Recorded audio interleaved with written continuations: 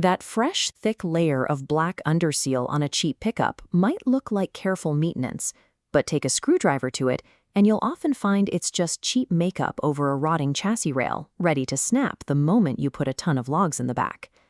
Buying a budget workhorse in the UK means inheriting someone else's commercial abuse. A polished exterior on a 10-year-old dealer lot usually distracts from a battered skeleton. These aren't passenger cars. They spend their early lives dragging 3-ton mini diggers across counties, carrying far beyond their manufacturer weight limits, or bouncing through deeply rutted farmland. Saving a few £1,000s on shiny paintwork means nothing when the MOT tester hands you a terminal failure for deep structural rust. Mechanical soundness is the essential foundation, though as we'll see, it isn't the only hurdle you have to clear. Once you've found a solid chassis, you have to navigate HMRC's commercial vehicle rules. If you run a business, a double cab pickup must legally carry a minimum payload of 1,000 kilograms to qualify for VAT reclamation and the lower commercial benefit in kind tax rates. But add a heavy fiberglass hardtop to the bed, and that official payload drops. If it dips below that 1-ton threshold, HMRC suddenly classes it as a passenger car, completely altering your tax bill. Always check the current gov.uk regulations for your exact specification, especially with ongoing changes to tax rules. Then there's towing.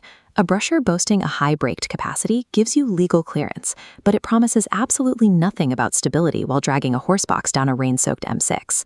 Operating constantly near the gross train weight generates immense heat and stress. It brutally accelerates wear on the clutch, the dual-mass flywheel, and the entire engine cooling system.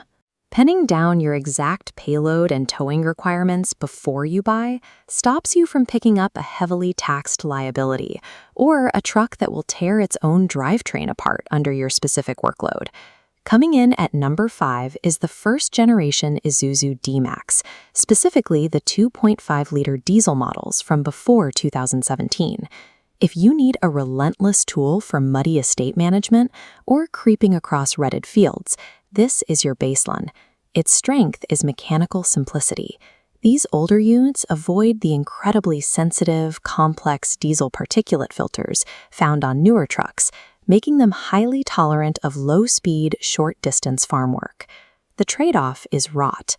This generation of basic workhorse suffers from severe chassis and load bed corrosion when wet farm mud and winter road salt are left trapped underneath for years on end. When you inspect one, check the tire treads for heavily uneven wear and look for serious sag in the rear leaf springs. Both are clear evidence of a life spent carrying far more weight than it was designed to.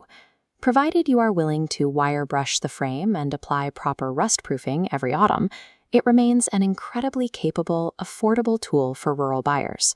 Number 4 is the SsangYong Musso, usually found between 8 and 12,000 pounds. It stands out because it ditches traditional rear leaf springs in favor of a car-like coil-sprung suspension. That setup delivers a level of ride comfort and motorway refinement that leaf-sprung trucks simply cannot match. If you buy a pickup for private recreational use or a long daily commute, it is noticeably smoother. But that comfort comes with a strict limitation on payload. You must check the exact specification, as several trim levels with automatic gearboxes and heavy wheels dip below that critical 1,000 kilogram HMRC threshold. During your inspection, demand to see proof of automatic gearbox fluid changes. Neglecting this maintenance on a Musso used for towing leads directly to a catastrophic torque converter failure. It stands as an excellent, highly affordable option for private buyers, but business users must scrutinize the logbook weights to avoid an accidental tax penalty. At number 3 is the Fiat Fullback. Underneath the badge, it is mechanically identical to the far more popular Mitsubishi L200 Series 5, but the Fiat nameplate means it trades for thousands of pounds less on the used market.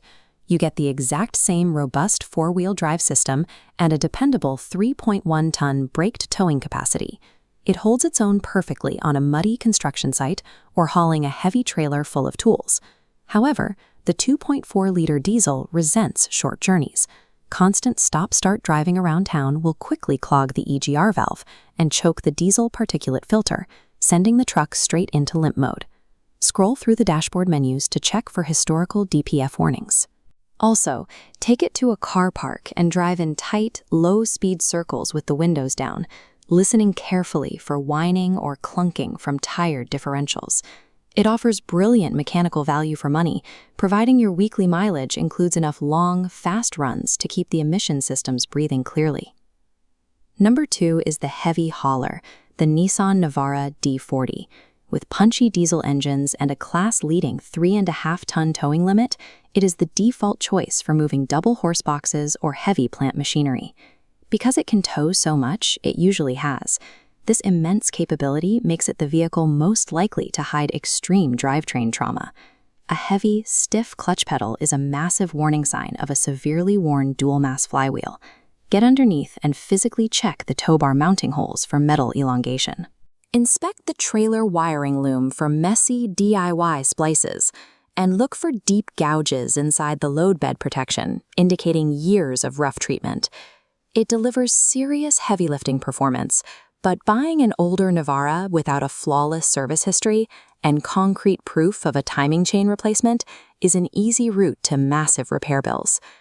Taking the top spot is the Mitsubishi L2000 Series 4. It wins out due to its Super Select four-wheel drive system, which safely allows permanent four-wheel drive use on wet tarmac, alongside a proper low-range gearbox for dragging timber out of muddy forestry tracks. At the lower end of the market, you have to manage your expectations.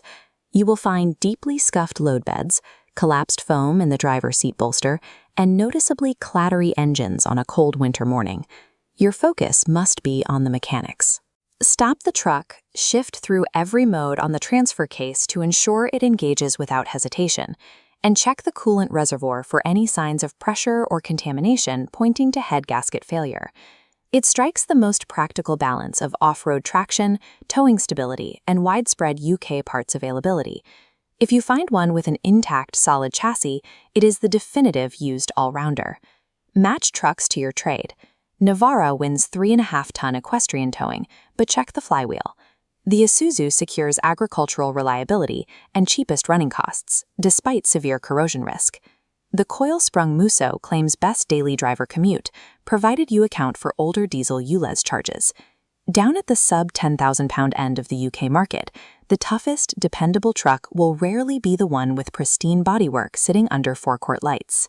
A sick folder of service receipts, a clean MOT history, and solid steel underneath the bed carry more weight than alloy wheels or polished bonnets. These are the true indicators of a truck that won't bankrupt you. Accepting a few panel dents and honest working wear is a small price to pay to secure a mechanically sound workhorse that will actually start in the cold, pull the weight, and get the job done.